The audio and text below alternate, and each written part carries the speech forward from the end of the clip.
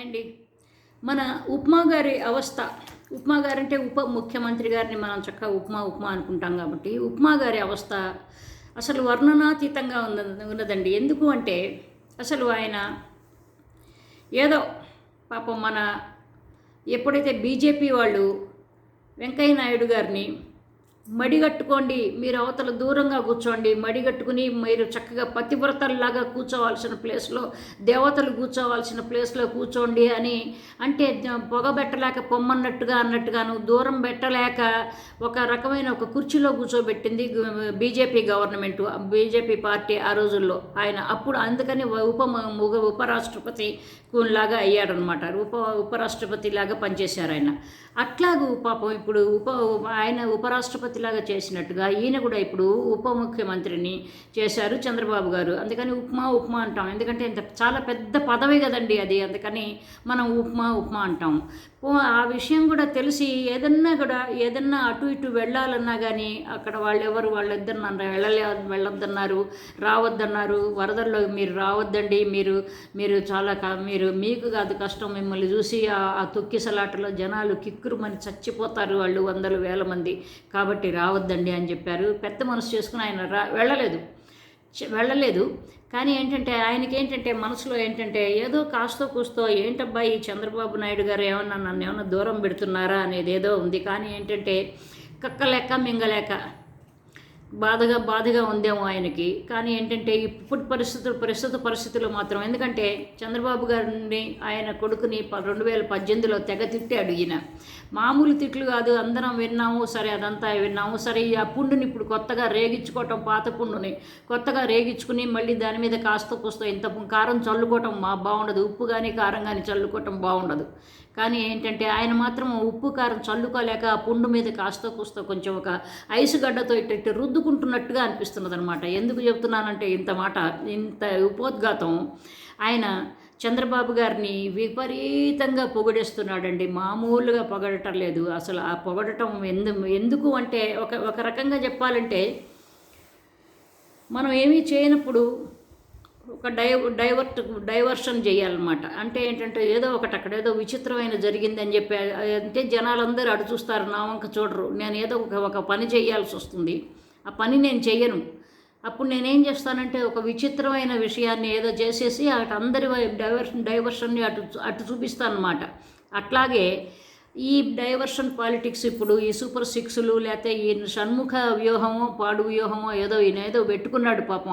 అది అప్పుడు ఆ రోజు అంటే సరదా పడిపోతూ ఉంటారు వీళ్ళు. మంచి పేర్లు ఒక విచిత్రమైన పేర్లు, ఒక విచిత్రమైన విన్యాసాలతో ప్రజల్లో తెచ్చి బ్రహ్మాండంగా వాళ్ళు చక్కగా గడిపేసుకున్నారు, పబ్బం గడుపుకున్నారు అని కాదు నేను అంటాము. మంచిగా వాళ్ళ పని వాళ్ళు కానిచ్చేసేసుకున్నారు. అయితే ఈ షణ్ముఖ వ్యూహం కావచ్చు, లేకపోతే ఈ సూపర్ సిక్స్ కావచ్చు, ఏవి కనిపించడం లేదు జనాల్లో. ఏవి కూడాను అన్నీ కూడాను కొంతకాలానికి, ఒక సంవత్సరానికి అవి పోస్ట్పోన్ అయిపోయినాయి అనమాట. కాబట్టి అవన్నీ కూడాను ఏం చేయాలో తెలియక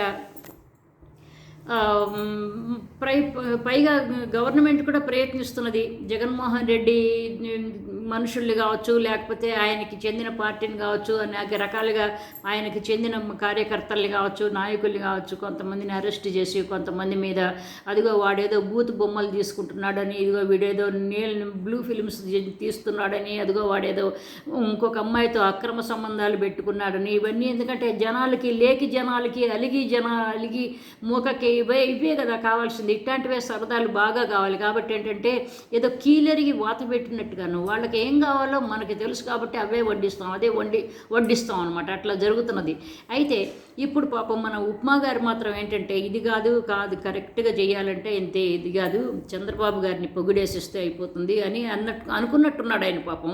కాబట్టి ఎందుకు చెప్పుకోవాల్సి వస్తుందంటే ఈ వీడియో ఎందుకు చేయాలంటే ఏదైతే అసాధ్యం కాదో అలాంటి దాన్ని పట్టుకుని సాధ్యం అన్నట్టుగాను మాట్లాడి అసలు మనం ఊహించని దానికంటే ఎక్కువగా మనిషిని నువ్వు ఏదో ములగ చెట్టు మీద కూర్చోబెడతారు కదా, అట్లా ములగ చెట్టు మీద కూర్చోబెట్టినట్టుగా ఉంది పాపం ఆ చంద్రబాబు నాయుడు గారిని.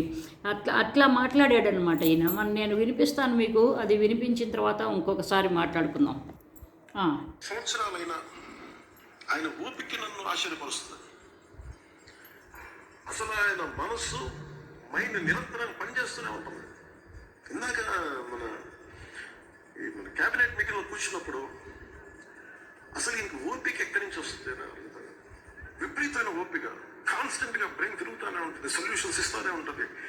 అనుభవం అధికారులకు కూడా ఆయన దిశానిర్దేశం చేయగలరు. ఈ పాయింట్లో తప్పుంది, మీరు ఇలా చేయండి, ఇలా ఆలోచించండి.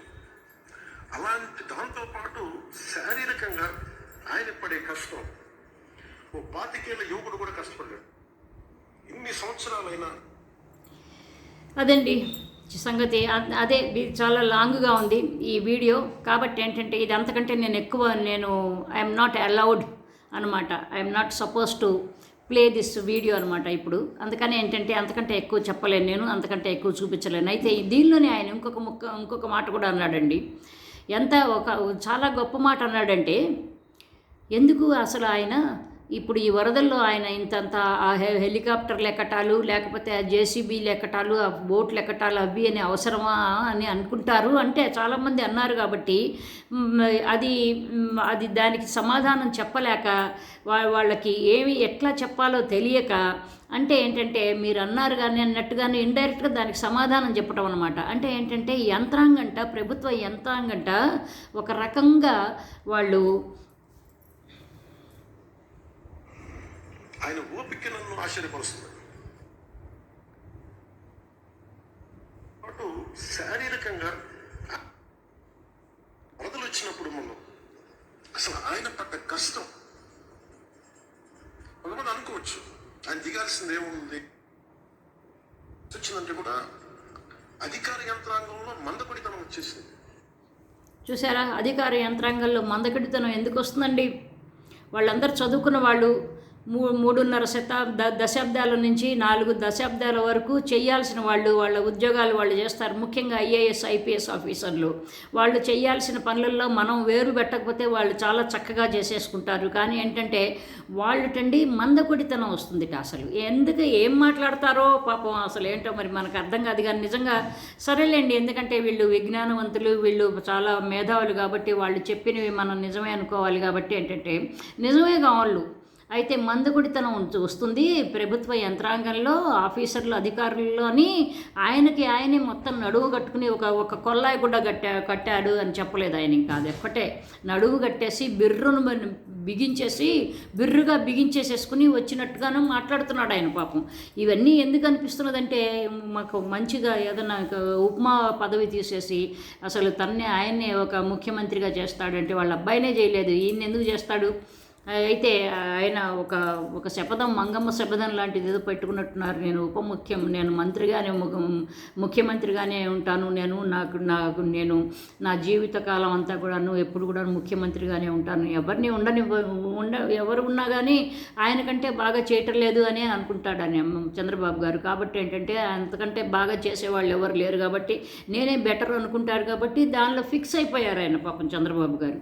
అయితే ఈయన అది అర్థం చేసుకోవటం లేదనమాట. ఎంతసేపటికి ఆయన ఏదో పొగుడుతున్నాడు, కానీ పొగుడటంలో ఆయనకి అదేదో అంతర్యం ఏదో ఉంది అనేది మాత్రం అర్థమవుతున్నది. కానీ అంతర్యం ఏదున్నా కానీ ఆవేదన మాత్రం స్పష్టంగా కనిపిస్తున్నది అనమాట. ఎందుకంటే చంద్రబాబు గారిని పొగడకపోతే లాభం లేదు. ఇంకా ఏమన్నా నన్ను కొంచెం నువ్వు ఫీల్డ్లో కూడా కాస్త యాక్టివ్గా తిరుగు, ప్రజల్లో తిరుగు అని ఆయన చెప్తేనే వెళ్తాడు, అన్నీ చూస్తాడు, గీస్తాడు. లేకపోతే మళ్ళీ వారాహి వాహనం దుమ్ము దులిపించేసి వాళ్ళు సర్దార్జీల్ని కూడా రెడీగా అవ్వమని చెప్పి ఆయన రంగంలో దిగుతాడు. ఏదో ఒకటి కలగజేసుకుంటాడు. ఏముందండి, పని లేనప్పుడు ఏదో ఒక పని కలగజేసుకోవటం అనేది కళాకారుల లక్షణం, లేకపోతే మేధావుల లక్షణం. కాబట్టి కళాకారుడు ఈయనే, మేధావి ఈయనే. కాబట్టి ఆయన అన్ని బాగా చక్కగా తయారు చేస్తాడు అనమాట. కాబట్టి ఏంటంటే అందుకని చంద్రబాబు గారిని ఈయన ఇలాగ పొగట్టం మొదలుపెట్టాడేమో అనిపిస్తున్నది. మరి దీని అర్థాలు, ప్రతిపదార్థాలు ఇవన్నీ కూడాను మనకి రాబోయే కాలంలో తెలుస్తాయి. సో ఇంకొక మంచి టాపిక్తో మళ్ళీ కలుద్దాం. బై అండి, లవ్ యూ ఆల్, బై.